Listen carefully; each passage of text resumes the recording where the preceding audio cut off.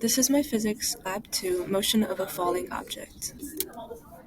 So to introduce, in this lab we calculated an object's motion from being dropped at rest.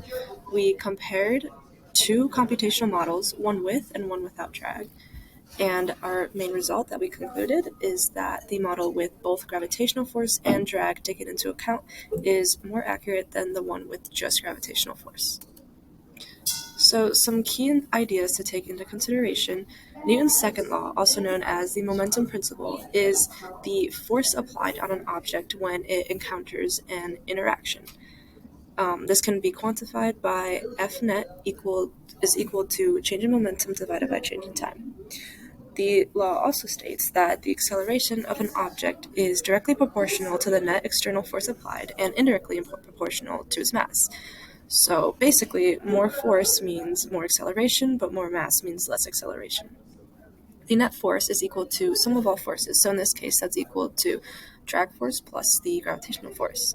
And a new idea is drag force, which is quantified by this equation right here. So here are some of the fundamental principles. Gravitational force is, the formula for gravitational force is negative m times g times j hat.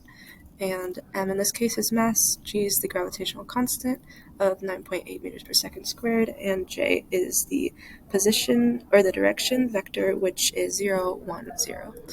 Drag force is negative b times v squared times v hat. V is a proportionality constant, v is velocity, and v hat is the direction of velocity, in this case also 0, 1, 0. Net force in this case is force of gravity plus drag force, and as you can see in the force body diagram above, the force of gravity is greater than the force of drag, which is the reason that the ball or object moves down. Here's our observed motion. In this case, I use a balled up paper napkin, and it traveled a direction total of about 2 meters. In this case, here is our computational model. Here's our code. The ball mass was about 0.008 kilograms. The initial position was ideally at 0, 0. However, because the origin wasn't exactly centered, I didn't exactly center the origin perfectly. It wasn't exactly at 0, 0. And because the ball started at rest, the initial velocity was 0, 0, 0.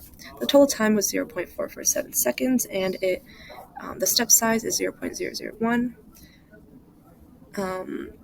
So